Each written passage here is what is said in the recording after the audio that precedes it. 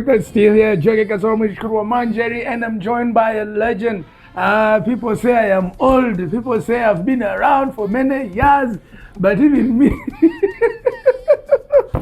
I have known her since I was in P3.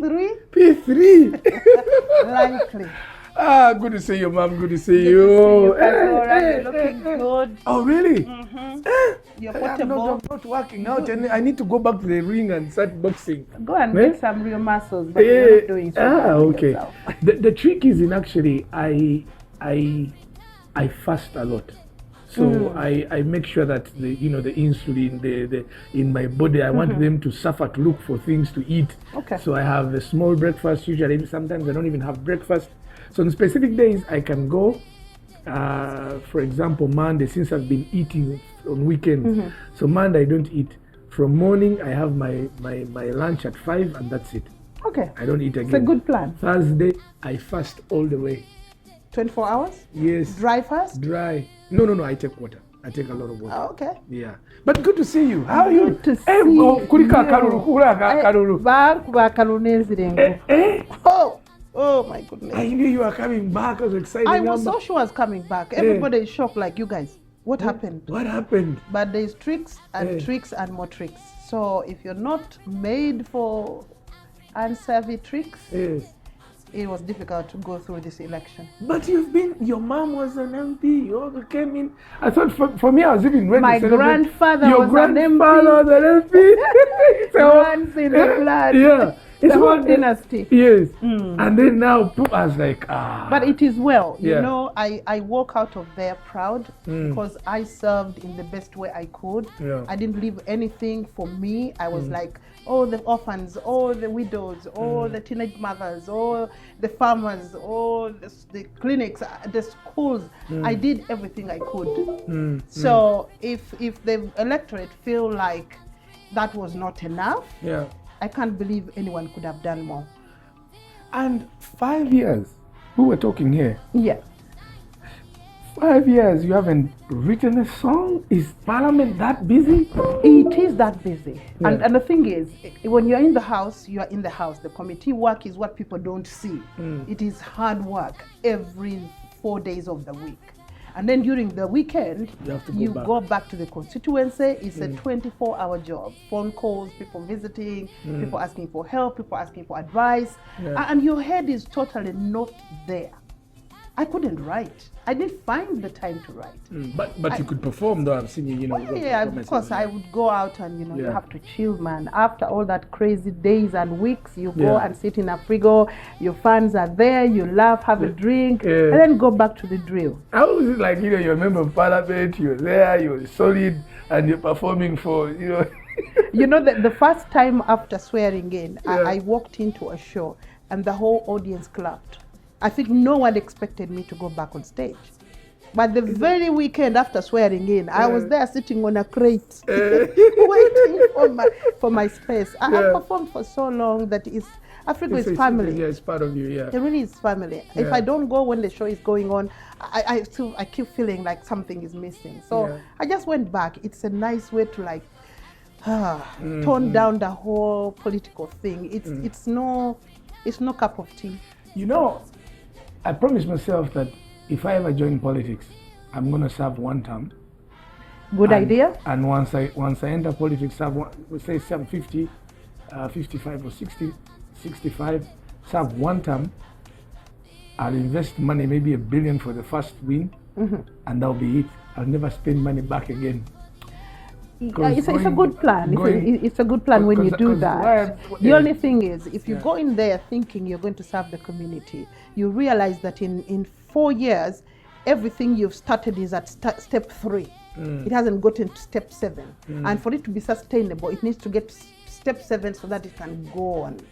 So a lot of the programs that I started, I feel they will stop. Because no one is going to take that mantle. Everyone walks in with their own agenda. So everybody comes with a different mindset on what they think they want to do. Or they've gone in there, oh my God, let me go and make a kill and go away. But if you're going to serve the community, you are broke a lot of the time. Believe me, a lot of people don't believe that. But a lot of members of parliament, if they go in there and try to do for the community where government is failing or has left a gap, it's the MP who is in that gap. And you spend practically every penny you have. By the time you know it, it's 5 years gone and you're broke. Coming to that, of course, you know, my father was in parliament, the 6th and 7th. I have seen his friends. He was with my mom. Yeah. Oh, great. Yeah. Okay, sister, brother. Yeah. So I've seen his friends that were in parliament then. And when I look at them today, they're not doing well. It breaks you completely. Serving the community breaks you. As I told you, the member of parliament is the gap between where government is not servicing and where the services that are existing stop. It's the member of parliament in there. Because they're struggling. Oh yeah, they struggle. They would, I'm not surprised. If you don't plan properly, you will struggle. It's only someone that has been in government and you're a minister for 10 years. Those will tend to at least have solidified. But if you just, someone that has served in parliament for 10 years, you find them 10 years later, they're not the same. They're not the same. They're not the same. So I'm kind of thinking, and the political thing is adrenaline.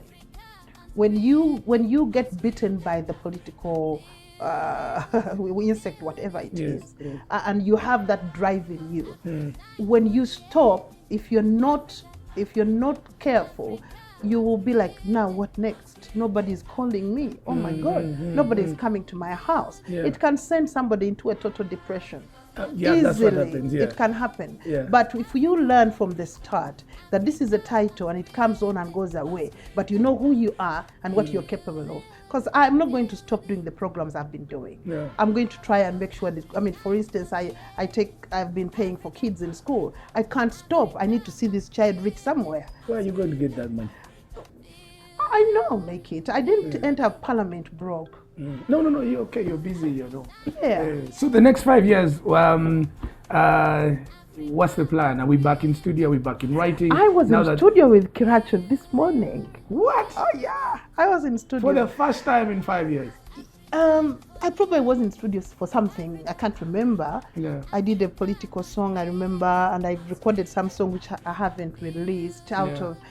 But we've been trying to record for 3 weeks. But of course, I lost my voice during the campaigns. 15 engagements a day. By the time I tried to sing, I was going hoarse.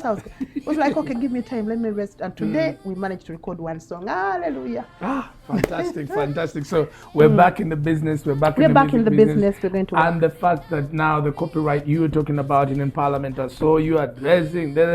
So just tell me, you know, the whole process, what's been going on? Tell us, you know, because some people don't understand. We are just, you know. Well, the copyright bill came as a private member's bill brought by Honorable Hillary Kiyaga, Hilderman, and I seconded him on it. And after him presenting it to Parliament, it was taken over by government. So it was in the Law Reform Commission, it was in the Law Society, it went into countrywide for consultations, and as the Parliamentary Forum, I chaired the Parliamentary Forum for the Creative Economy, which I created as soon as I joined Parliament. And through there's a what? Parliamentary Forum for the Creative Industries. Yes, I started that in the first year when I joined Parliament. Members of Parliament create forums that work on things they are passionate about. And me being music and the creative economy, as soon as I got in there, I created that forum. And it's non-governmental, it's non-partisan. I had members of Parliament there, about 70 of them as members, and we reached out to development partners, we reached out to different MDAs, working with them to see what is wrong with this whole ecosystem. And what we were able to do is get the policy, the culture policy redone, because it was ready and actually it went up to cabinet. But I had put in a complaint to the Secretary to Cabinet saying that the policy lacked a lot of information that needed to be in there. For instance, the creative economy was not taken care of at all.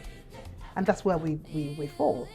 And the digital transformation had not been taken into account at all. So as the forum, we lobbied through the Ministry of Culture, and the policy was brought back. We got support from the European Union. They got us technical support, and they brought in a company called Nodicity, consultants, that top-notch world consultants on policy formulation. And for the whole of 2023, we had them coming and going back, taken care of by the EU and the Swedish Embassy and the British Embassy through what they call the Investment Climate Reform Facility, which gives you technical support. And in addition to technical support, we needed support as a forum to do our work on mobilizing people to meetings and things like that. Yeah. And Afrexim Bank came in and supported the gap. Yeah. And also Selam also came in and supported. So we had 3 sponsors for that, and we ran 2023, 2024, 2025 in May. We were able to hand over a complete redefined culture policy to the Ministry of Culture and Gender. Is it possible for me to have a copy of that?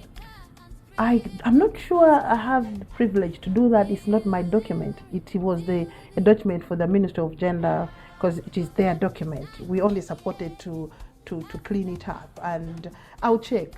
Yeah, if I can give it to you, I will. I can read it in your house. I'll come to Nalia and I can go through. It's okay. I'll just share if I have. For me a nice bottle of Jameson. So within that, we looked at one of the strategic objectives. Copyright was part of that. One of the things that need to be done, and then the systems. The creative economy has no systems. When the Ministry of Culture was abolished, I think way back 80, can't remember which year it was, Right Honorable Moses Ali was the last Minister of Culture and Sports, yes.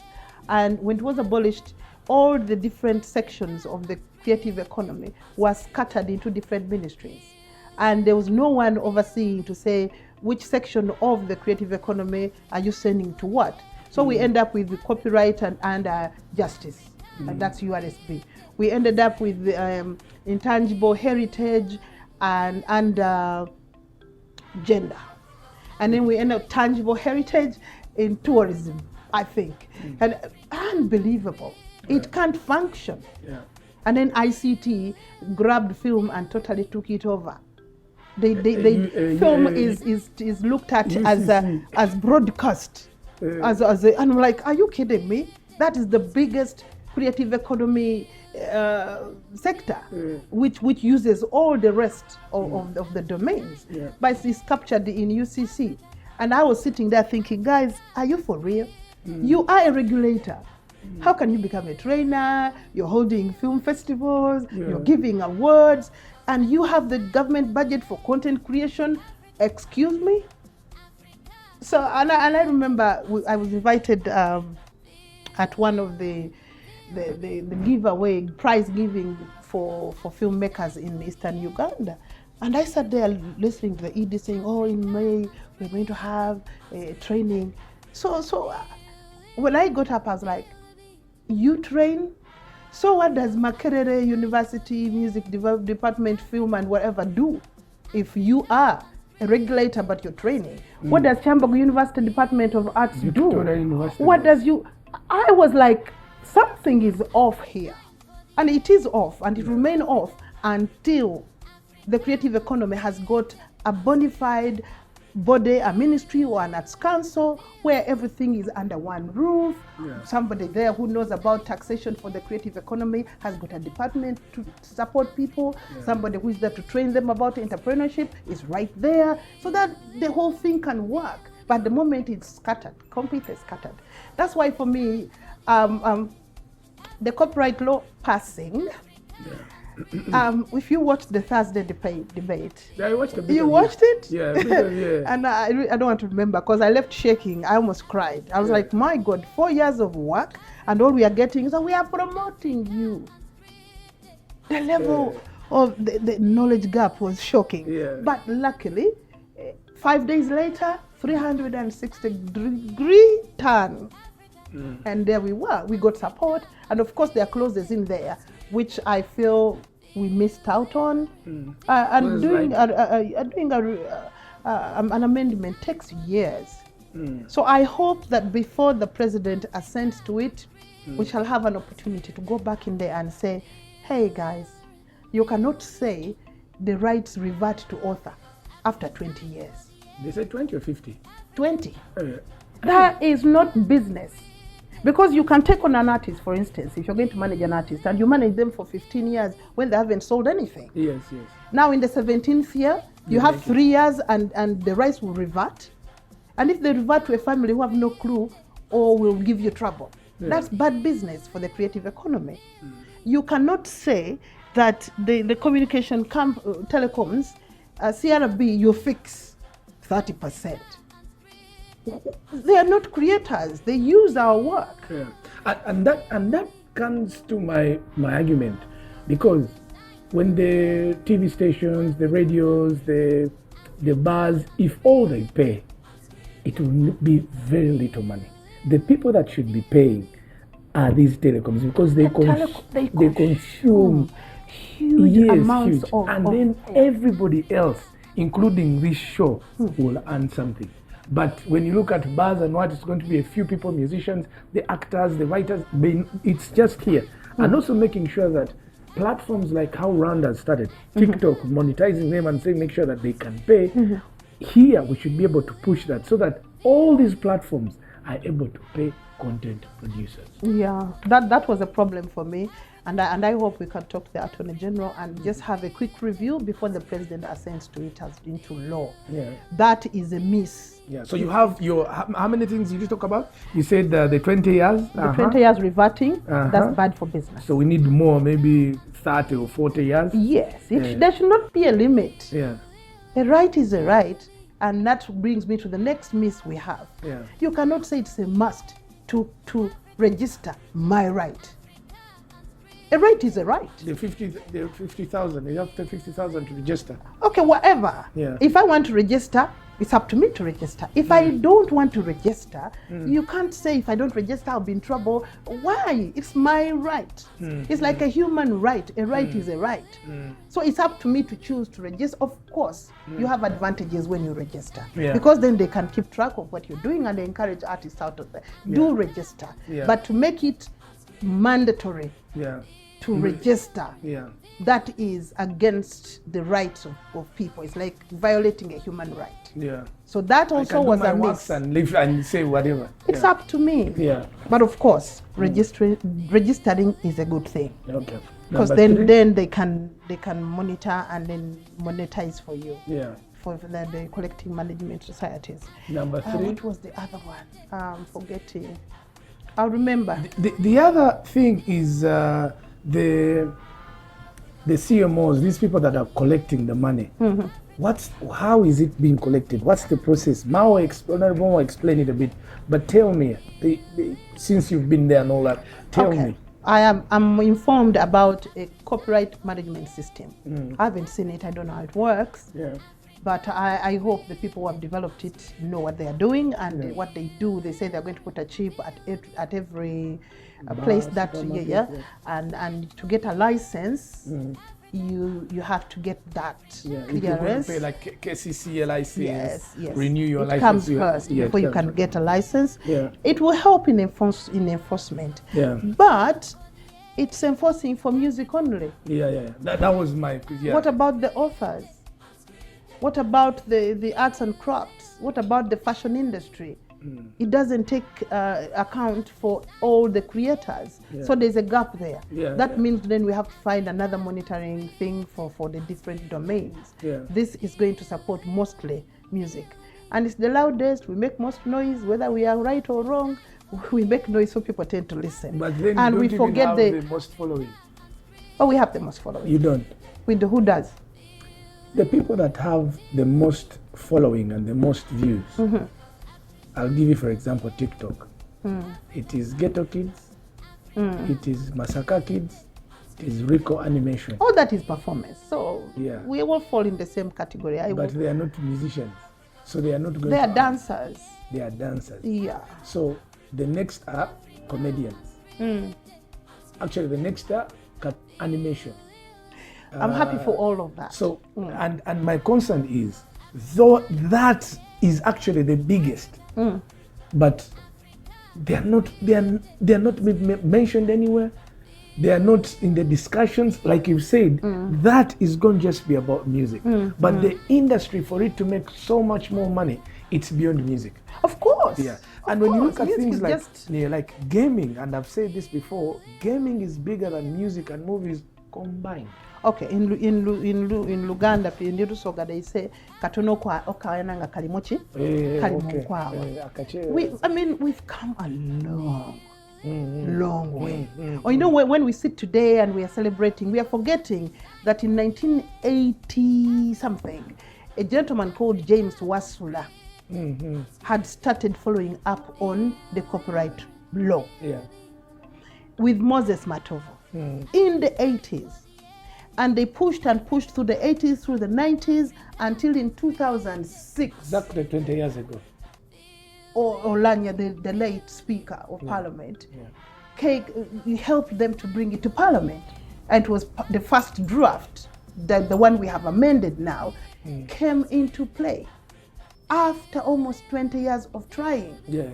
So today, it's very sad when everybody forgets where it came from and everybody is celebrating the end. And yet it's not the end. It's the beginning of another journey of getting systems in place, of making sure that every sector has got a CMO which collects on their behalf.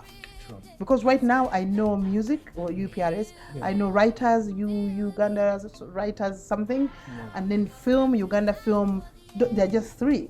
But you've just pointed out how many of these domains are not yet represented. So I just call out to the creatives out there. If you have a creative thing in you, organize. Organize so that from the organization, you then, that's the way you will get into, you get a CMO. Because it comes from yourselves pushing. No one is going, government is too busy doing other things, and we were lucky it was passed. I think it's going to be, already there are too many organizations. Already there are too many. I had them here and they're like filling up this whole space. Why don't we go to our traditional way of how mediums work and say in print, because mediums are now 4. In print, this is it. And we know what print is all about. The writers, blah, blah, blah. And then number 2, we go to broadcast. Broadcast is two-way. There's radio and TV, and everybody falls there. Number 3 is the digital medium that is happening now, that is represented. Number 4 is the merging media, the AI, all those. Yes, so there are 4, and you have only 4 bodies. But when we now have music, it's going to be, everyone is doing an association. Kazora, everything has a start. And as people get to understand what this is all about, they will start to understand what you are saying. There are people in my Nawampendo, my artists in Nawampendo, they have no clue what copyright means. We are, and the majority of people in the creative economy do not understand what we are talking about. So there's to be a lot of education, and more education. Now, if this group comes together, it's easy to get this group and this group together than to think, oh, let's do this amorphous thing and everybody walks into it. It might not be easy. So let's take one step at a time. To get the copyright law passed is one step in the right direction. Okay, so it's a start, but it's the beginning of the real work. The systems need to be found. One key thing you've talked about, the organization you started in Parliament and the great works that you've been doing, and following up and all that. What's going to happen to that organization? Oh well, when I leave Parliament, I can still run it. I can still run it in collaboration with sitting MPs. My role changes. I can't be the chairperson because I'm not in Parliament. But I can be the General Secretary General, I can be the chairperson of the Secretariat, I can be anything. The only thing I know for a fact is that a lot of members of parliament do not understand what the creative economy is all about. Of course, yeah. The knowledge gap is unbelievable. Because most of you, who is there now? Is there a musician? I don't know. No creative has remained in parliament. We all are exiting. Everyone is out. Yes, everybody is exiting. So I don't worry about the future of this going, because the connections are made. They're made with me. Yeah. And in May, I think, we have an IP expert coming in from Sweden through the Swedish embassy. Yeah. So we're going to sit down and start discussing how this expert is going to impact broadcasters, filmmakers. He came up with a program which was sanctioned by WIPO on IP. So I hope his visit here is going to be very, very useful. And we've been chasing this for the last three years, I think. Yeah. And I'm so happy that now it's going to be real. It's coming in May. May, I think. And I hope we shall have... so I can have... Of course, I'll definitely invite you. Yeah. I'll definitely invite you. You can come to the university and also speak to the young people. And he can be on the app, on the podcast as well. This is a vodcast. Vodcast. Yeah. Okay, now education. Videocast. Oh, pod is what? Pod is audio. I'm still analog, my dear. So it's been lovely having you, of course, always having, great conversations with you. Along the way you became my friend. We're supposed to do business together. We're supposed to do business be your together. Manager. I know. Your creative manager. What happened? You become busy. Now that you have time, maybe that organization, I could be part of it as well. And bring some brilliant ideas. I think there we can be able to touch and I so show you the emerging and whatever it is that I'm talking about, so that it's easier, because I feel it's all over the place. Yes. And the people that are going to give us more money are not musicians. No, they're the users. The users of the creative economy. Yes. And they're practically everywhere. Yes. And the most data is because now social media has changed. It's no longer social media. It is an interest media algorithm. Yeah. Okay. So if you have what did you say? Interest. You're killing me now. But I'll learn on the job. Yeah, learn on the job. Okay. It's been anything more to say? Well, I'm just grateful that that the people are becoming more and more aware. Yeah. About what we need to know. Yeah. So artists out there, educate yourself. Yeah. Educate yourself. Having a craft alone, this is business. Yeah. It's not a hobby anymore that, I sing great, I am wonderful, and you just sit there. You're supposed to be making money. Ching ching. When you're sleeping. When you are sleeping, by the way. Yeah. Because when the radio stations play, and by the way, there's a misunderstanding about the blanket fee. Yes. People think that when you pay copyright, you're going to pay to each artist. No. Yeah. The CMOS are going to collect on behalf of the creative people, and then all you do is pay a blanket fee.